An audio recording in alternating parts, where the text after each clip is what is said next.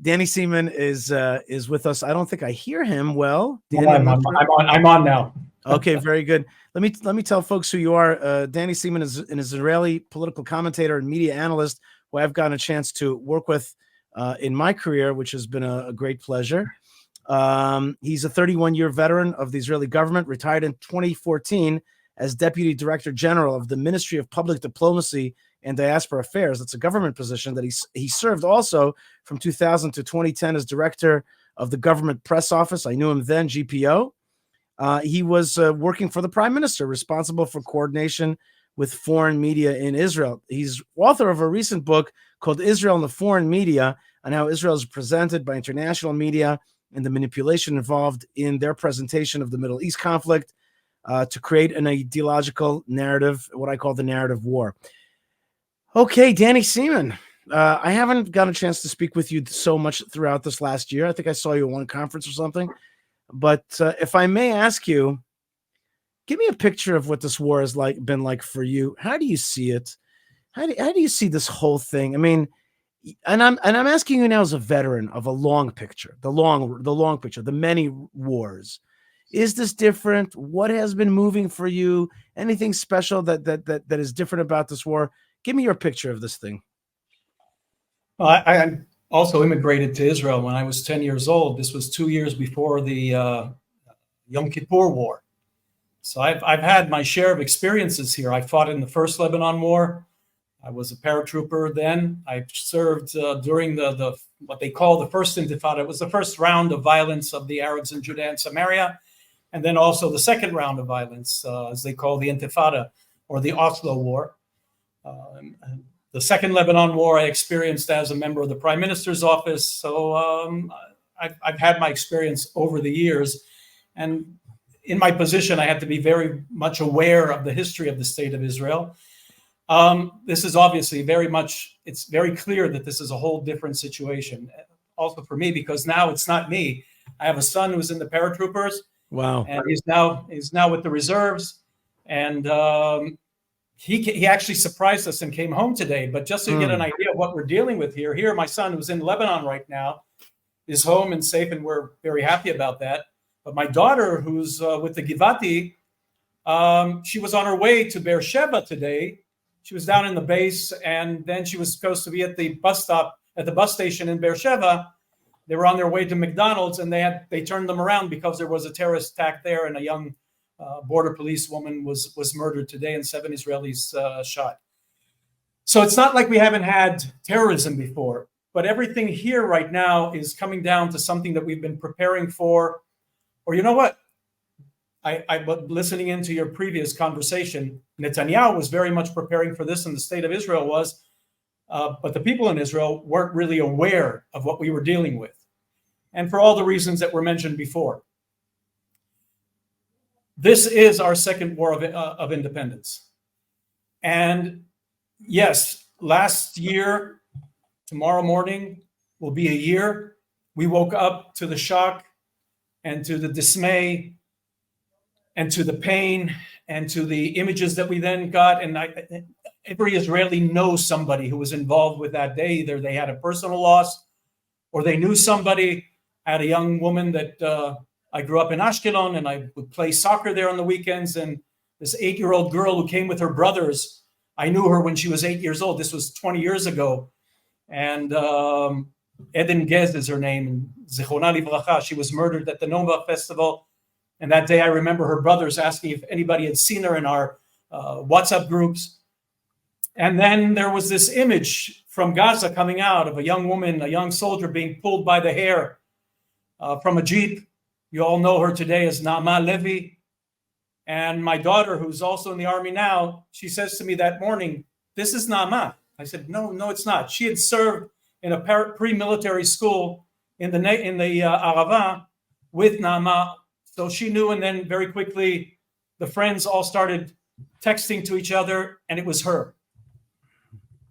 So when I see Naama, I see my daughter. And this is where it has come to for all of us here. Now, like I said, anybody living in Israel for any amount of time experiences what we've gone through. We have our normalcy, but this has been beyond anything we've ever experienced before. And I would say even more than that, this is exactly what we were, when we said never again, this is what we meant, that this should not happen again. But now that it's happened, now the real never again happens. And though we had this period of time where there wasn't this rampart anti-Semitism, there wasn't this hatred of Jews, there weren't the pogroms that every Jewish community throughout history for 2,000 years experienced. And we felt that we were sort of immune to that now. And it happened. It happened here in the land of Israel where it shouldn't happen. And that's what we experienced last year. And suddenly we could all of us, I think it's in our genes, could understand and recognize what we were facing and what we were going through. And that was a huge reason for concern last year and for a very long time. Although very quickly, many Israelis rose to the occasion. Although there were failures on many different levels, but the average Israelis understood and went out and fought and defended their brothers and sisters. And very quickly, the army got its act together. And within weeks, for many reasons, it could have been within days, but for reasons that still have to be investigated, it was delayed for weeks. And I'm talking about the possibility of a spy that we're not sure who he was exactly. We know there was a spy. We don't know exactly who he was spying for on October 7th, but the information that he was able to get from being in very sensitive locations was passed on, and Israel was then prevented from taking the action and had to delay it for a few weeks. For example, we knew where the hostages were at those beginning moments, and there was a plan to release them from there. And because this was revealed, they knew we were coming from them, and we couldn't take that action. That's at least the things we can deduct from that right now. So this was the situation then. If I go through this whole year, that there were ups and downs, but I think we're on the up right now because we got our act together. And I think a lot of things that were not clear, and I sort of pondered this because you were getting this from a lot of Israelis who were saying, why are we not doing anything to Hezbollah? Why are we not doing anything to save the people in the north? And they're absolutely right. But knowing the Prime Minister's office, everything that we all know, they know in the Prime Minister's office. And believe me, Netanyahu, and I know him for almost 40 years, he's fully aware of all these things. So I wondered to myself, I said, why are we not doing things? At least I thought that we weren't. We all thought that we weren't. None of us knew of what we discovered this week, that the IDF was operating secretly in Lebanon, in South Lebanon for quite a few months now. Mm-hmm. But I said to myself, what, we don't have the abilities because... Are you including in that the beeper? No, I'm talking even before that. Even before that happened. This has been, from what I understand, Luxembourg have been planning that for a long time because we don't know that it's Israel. So whoever was planning it had planned that for a very long time, but I'm not going to get into that. I'm talking about the average things that we're all involved in. So my concern was that we don't have the abilities, but over the past few months, we saw amazing abilities and the fact that we operated in Syria in ways that had we been involved in the combat in Lebanon, we couldn't have done that for different reasons. One of them was obviously that we'd be concentrating on the battle there, but we wouldn't be free to be able to train not only the Air Force, and I can't elaborate beyond that because there's another thing that we haven't taken credit for. But there was this attack against a chemical, missile and chemical weapons facility in Syria that was taken out.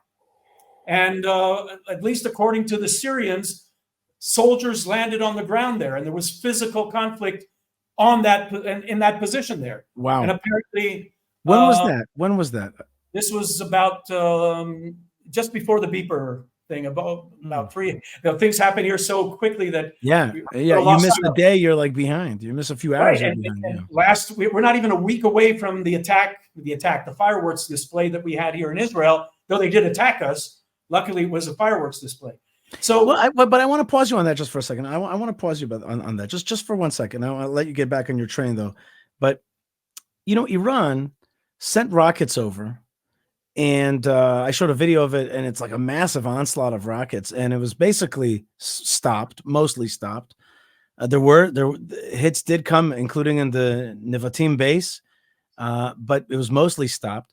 But it's important to note that that very same day, a Hamas attack of 2 terrorists from Hebron in Tel Aviv with M16s managed to kill, what was it, 7 or 8 people? 7 people. Yeah. And so they may have failed on the high tech, but they were successful in the low tech. And it's not in order, and I say this because we cannot start to feel again like we did before October 7th, that we're the big boys, that we got it, that's all ours, that they're a bunch of dummies. No. They did a combined arms attack. They did an air attack, but their proxies of Hamas killed people in Tel Aviv.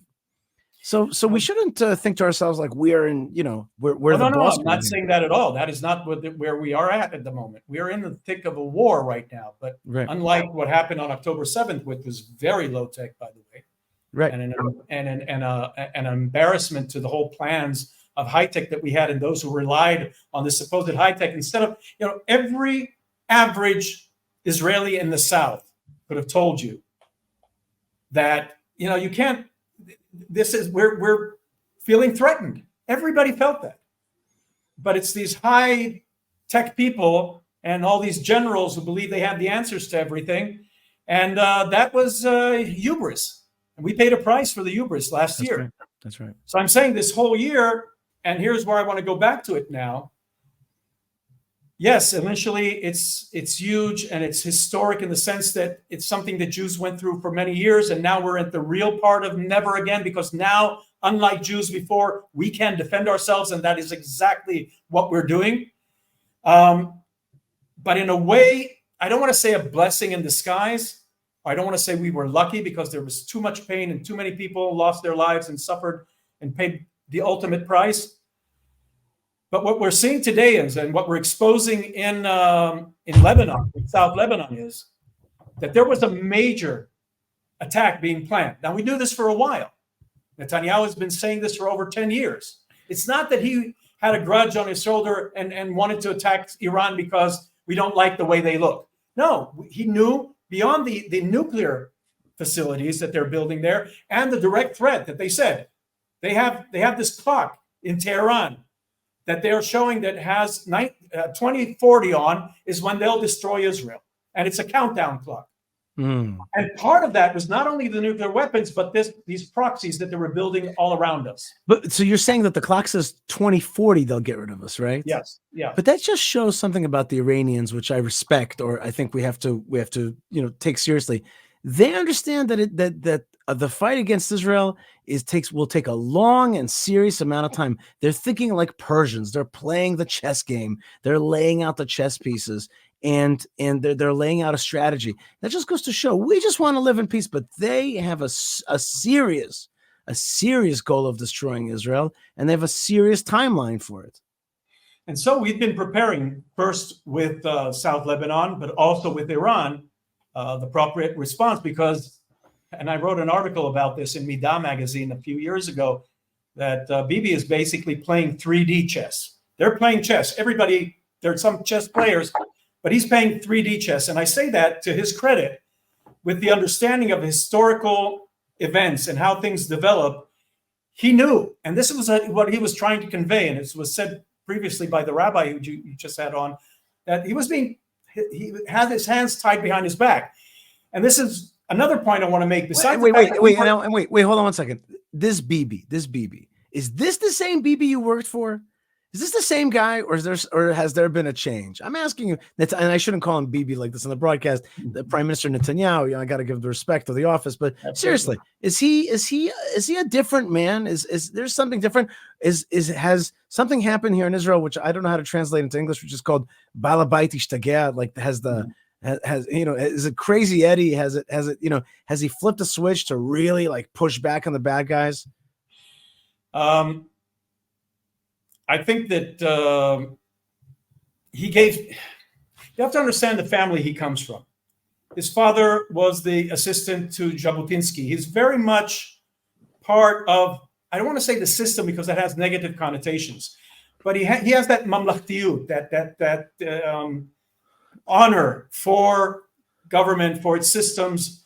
despite him being constantly presented by Israeli left-wing media as being this guy, and all he cares about is his political career.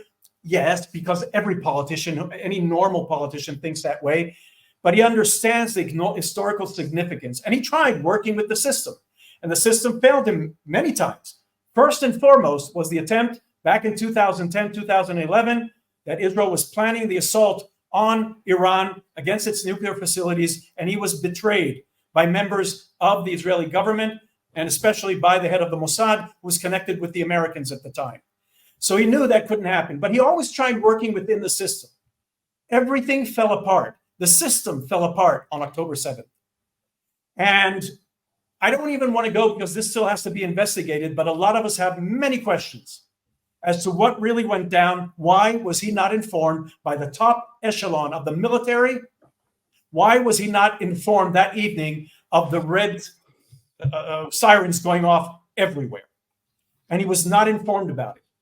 And for months, the young women who were betrayed by this country, and this is a point I want to make in a moment, the soldiers on the border were alerting their commanders to the fact that things here are going very wrong. All the signs are what we have been trained for, and they ignored them. And this is a big thing I want to say, that this is just an example of how our generation, I'm afraid to say, and it doesn't matter if we were right-wing or left-wing, our generation failed this generation. It has to be absolutely clear. By giving in to these whims of believing of this wonderful hunky-dory world, if we just sing Kumbaya, my Lord, and sign in Oslo, and yes, you and I obviously were opposed to it, but we did not do enough. The media here failed them. The government failed them. The politicians failed them. Our generation failed this generation. And they're now paying the price with their lives for what we did or what we didn't do, because we got caught up in these beliefs instead of listening to what our enemy are saying and what their intentions are. Peace is not a negative thing. But when we saw that it was failing, when we understood, and they were saying very clearly, Arafat, a few months later, said, oh, he's signing it now because right now they don't have the ability to defeat us. And it's part of Islamic lore of how Muhammad destroyed the Jews when he first signed an agreement with them. And a few years later, when he felt he was physically stronger, superior to them, he took them out. Hudaybiyah. So, exactly. So they have the same thing today. And we did not stress enough and did not fight enough against this attitude in Israel. And by the way, it's over. There will never be a Palestinian state. Don't listen to Haaretz newspaper. Don't listen to all the left-wing reporters that are telling you abroad, we have to find what's going to happen the day after. We already seen what the day after is going to be. We know what the day after will be. You talk about this, but stand up to them today. But Danny, you know that I agree. I love your points. If I just may interrupt you for one moment, sure, I want to sure. end that point with one thing. We Sure. failed this generation, but they are not failing us. Mm-hmm. They have stood up. We must have done something right because we brought up these kids in the right way. Their dedication to the country, their belief in Judaism, despite a strong effort inside of Israel to sort of disassociate us from our Jewish roots in this country. These kids, it's just outstanding. Anybody who sees them in the battlefield, in the way that they're all wearing tzitziot, in the prayers that are going on there. And I come from a secular family. And you see these kids, and they're amazing. This generation, not only in the abilities in the battlefield, but also in their conviction and their understanding. So if we've done anything right, it was bringing these kids, this generation, up in the right way. Amen. You're right. You're right. It is amazing. There is one more amazing vector in the country. I think the number one vector is what you just said, which is the youth and the fighting spirit, the amazing fighting spirit. That's the number one vector for sure. There's one more vector that has completely blown my mind recently. And that's not an easy thing for me. You know what I mean? I don't, I like, people say to me, like, what changed for you on October 7th? And I'm like, really not much. Not my perspective, not much really. But there is one thing that has absolutely shocked me. And that is Channel 14.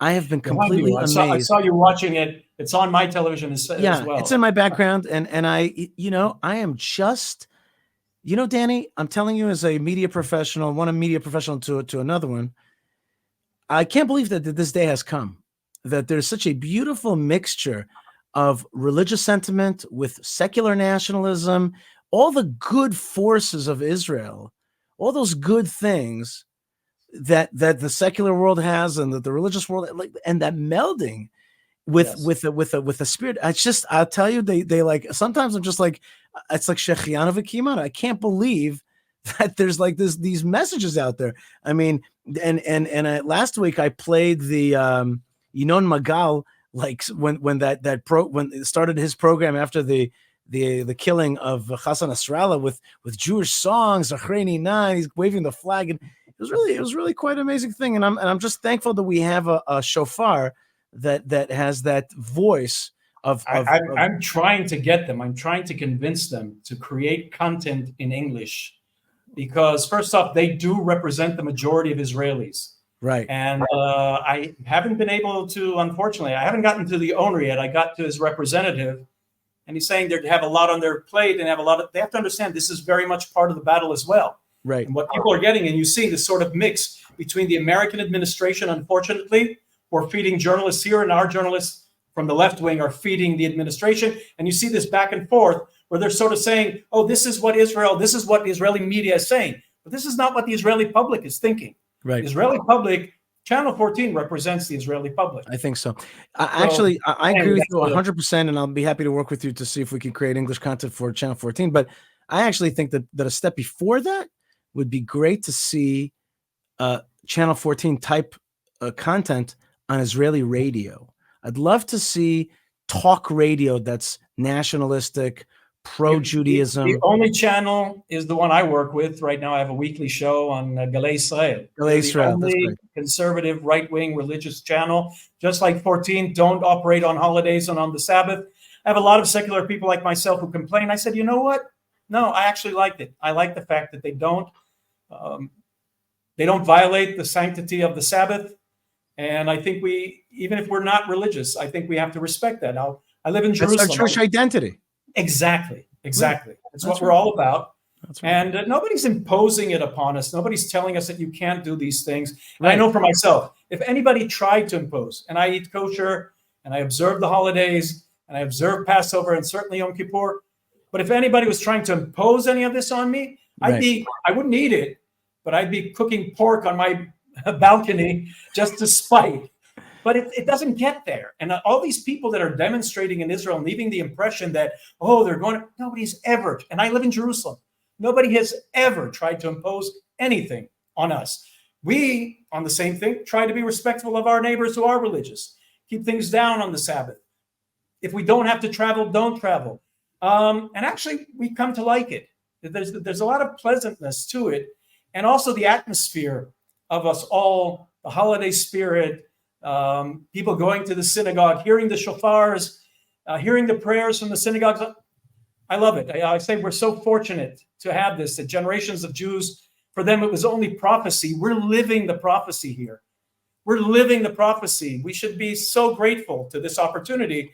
And I am going back to October 7th, saying that we were lucky there. I think that this is one of the things that it also woke amongst us, that we know that we cannot take anything for granted here. As strong as we are, as successful as we are as a country, all of these things none of this means that we can put down our guard and not understand that there will always be those who seek our destruction, not because we're Israel, but because we're the Jewish people, because we carry the word of the Lord and his message to humanity, by the way. It's not the message to the Jewish people.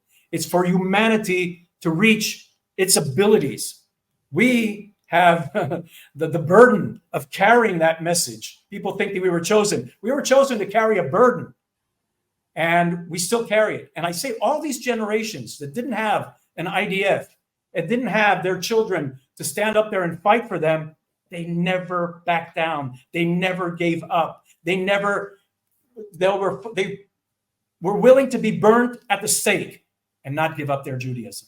That's right. And for us, who we have it so easy, we have to be respectful of everything they sacrificed, because without those generations, we would have never made it to live in the time of prophecy here in the land of Israel.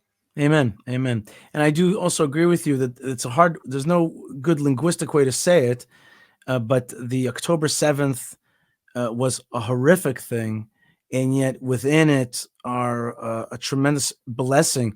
I think I think I actually said it once I talked about Ari Fuld, and I said that the enemies of Ari Fuld didn't know that when they Yeah. killed them, they actually split the atom and they released tremendous energy, It's a beautiful way to describe it. right, like October 7th was an amazing release of energy, and the Channel 14, for example, is bringing out that sense of Jewish identity, Jewish pride, without coercion, with a love of our with a love of our history and our national stories and our God, and gives us strength. It gives us strength to fight. As it Danny says in the Seamen, scriptures, "Mimar yitzeh matok." From the that's right. bitter comes the sweet, and we're going to have a sweet year now.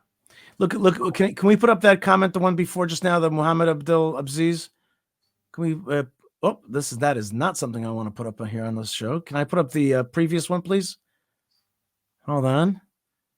Can I put up October 7th changed me totally, makes me believe in God and in the Israel state. And that's an Arab name there. And there are a lot of people out there, and there's a lot of Arabs, by the way, that are impressed with Israeli strength, that want to see the end of jihadism and want to see the opportunity of a decent life and a decent chance to raise their children in prosperity and peace and with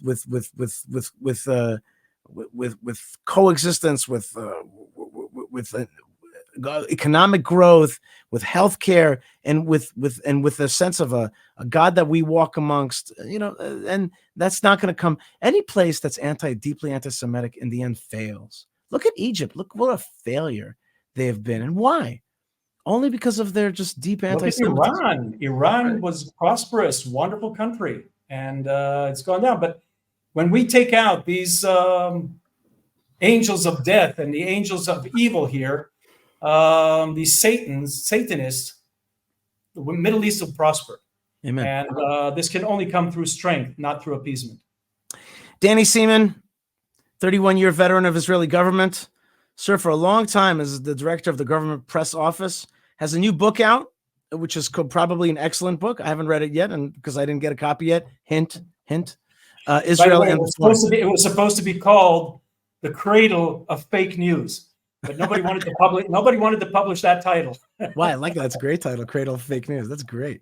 That's what happened with the coverage here. There you go. Danny Seamen, Israel and the Foreign Media is your book. Thank you so much for joining us, and may the fallen be remembered. May their neshamas have an aliyah. May the fighters have strength, and may the people that need healing be healed, and may their hostages return home soon. And thank you very much for your strength. Toda rabba. Chatima tova. G'ran chatima tova, shana tova, to our friend Danny Seamen. And I am so honored and pleased to be with you here today. It is so special. I want to thank again my team, Yocheved and Elazar, who are helping me produce the show, and David on the social media, and Moshe for our radio show. And I do want to ask you folks to be part of our general efforts to build and fight and beautify. And there's two ways to do that. Yocheved, if we can pull up the two banners that I'd like to put up today, which is one is the good folks at the Hebron Fund, hebronfund.org. That's right. Hebron Fund is the place that strengthens the Jewish community of Hebron. Our 501c3 does what it's allowed to do to beautify, to bring tourism, and to educate about the tomb of the patriarchs and matriarchs in Hebron. I have the great honor of serving in this place, and I have the great honor to challenge the dominant paradigm that this Hebron, which is the seat of Jewish peoplehood, is scary or dangerous. It's not. It's amazing. It's beautiful, and we have to overcome the fear. The narrative, the narrative of fear is created by our enemies in order to keep us away from the sources of our identity and our spiritual strength. Let's keep that strong together. So please support the good folks in Hebron through hebronfund.org. Come on our tours and be part of the story of the rebuilding of Hebron. So thank you very much for that. And if you want to support this broadcast and our efforts to send the narrative of a strong Israel, of a strong God of Israel, of a strong Israel economy, military, and spirituality and identity, what I call the four mothers, then please go to fightforisrael.org. That's a 501c3 that I manage. And we do a lot to beautify the land and to keep broadcasts like this going.